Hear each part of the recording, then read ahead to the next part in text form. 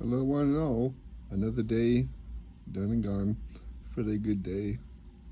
11, 12-hour day today, so wasn't that bad. Well, I woke up this morning saying, with only a fair 6 hours of sleep last night, I woke up and decided to stay up and start my study earlier than normal, then do my exercises. I was thinking I would run to the weekly safety meeting and then back. It's around 2 miles there and back, so. And I didn't know how full a day I had at the time because Zach, the current dispatcher, hasn't sent me my list yet. But I updated later, had 11, 12 a day. So, anyways, up before 6 a.m., give me a bit of time, which I call my quiet time. It's time where I sort of sit and meditate with quiet stillness or breathing. It's a quiet time to give you a chance to quiet down that what I call the committee meeting. It's always going within my own mind each day.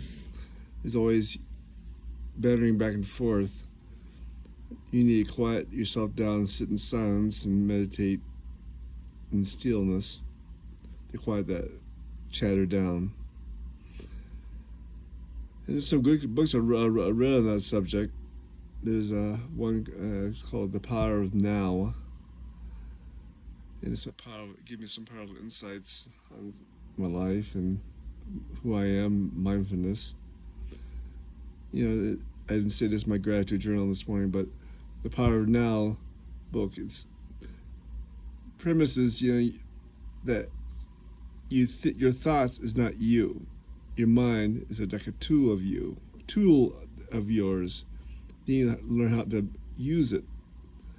You don't allow your fears, your mind, your thoughts to influence you to do silly things. Anyways, I also thought of the books I appreciated. There's one called Psycho-Cybernetics, and there's another one called The Theater of the Mind. And also, I appreciation some of the writers who influenced my life, such as John Lennox. He's a mathematician, but he's a rather passionate, evangelistic man, and he's has some interesting debates with some atheists or agnostics or whatever. And also loved C.S. Lewis.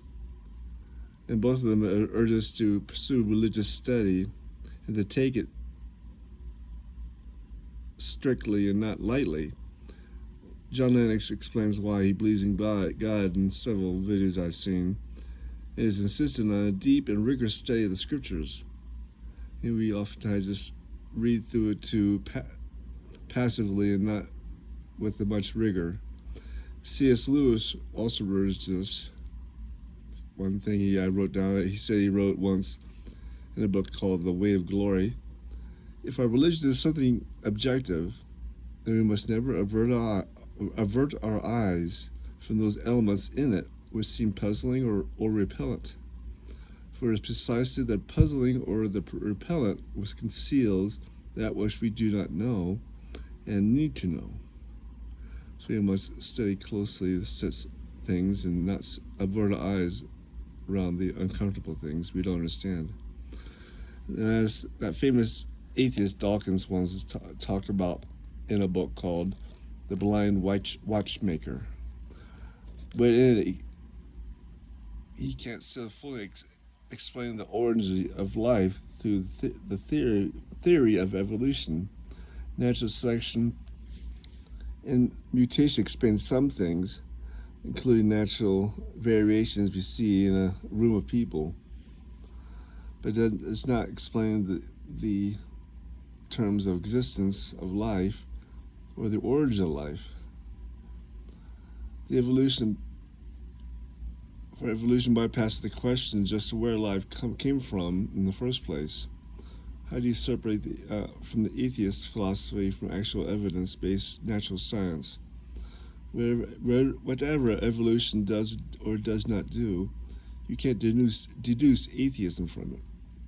It's a very interesting topic of discussion, but no time today for that wise and deep thinking man of faith inspired of God should be listened to. And I listen to, of course, a day from writers such as those two, or people like Jordan Phillips or other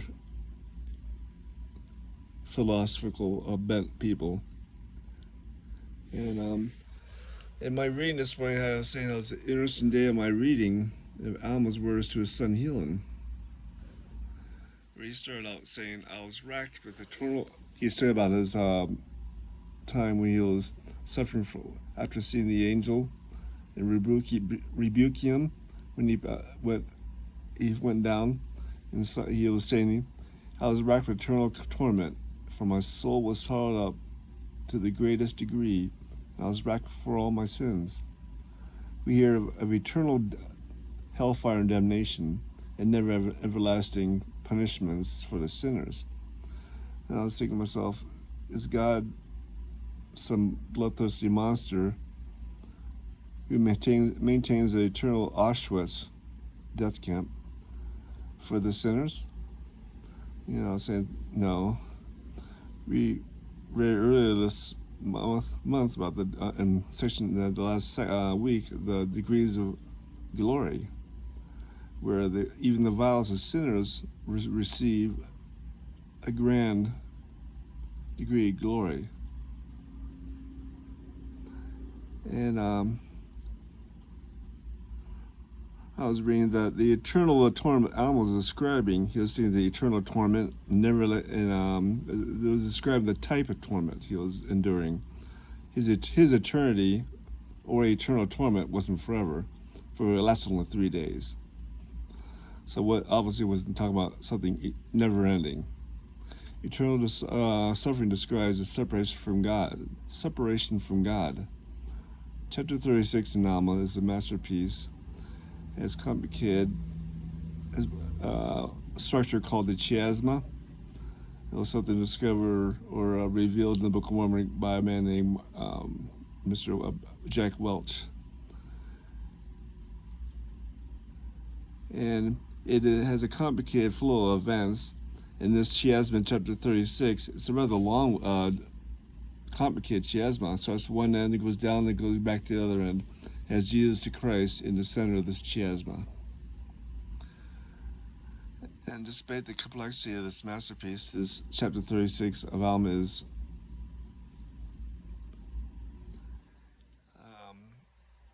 rather profound, and it should demand my study throughout the rest of my life. And I looked at the clock and said it was 7:26. Oh my goodness, gotta get moving soon, like now. You know, same time slipping away too fast this morning. But I've been looking at this week's study in section 84. Early in the section it said, "Yea, the word of the Lord coming concerning His church, established in the last days, for the restoration of His people." Restoration of His people? Restoration of the people of what? To what? And I was thinking maybe possibly the restoration of the fullness of the gospel of Jesus Christ and the gathering of the saints, but also, as we will see later, restoration of the priesthood unto them and its ordinances. Now, I was reading later, it said in the chat section, "Now this Moses plainly taught to the children of Israel in the wilderness, and sought diligently to sanctify his people, that they might behold the face of God. But sadly, we saw the people of Israel did not, in Moses' day, chose not to sanctify themselves, and they lived under the lower law." So anyways, that was my quick morning this morning. Have a blessed day. I'll see you guys tomorrow. Hopefully I'll get better at this. And take care. Ciao. Bye. Love you.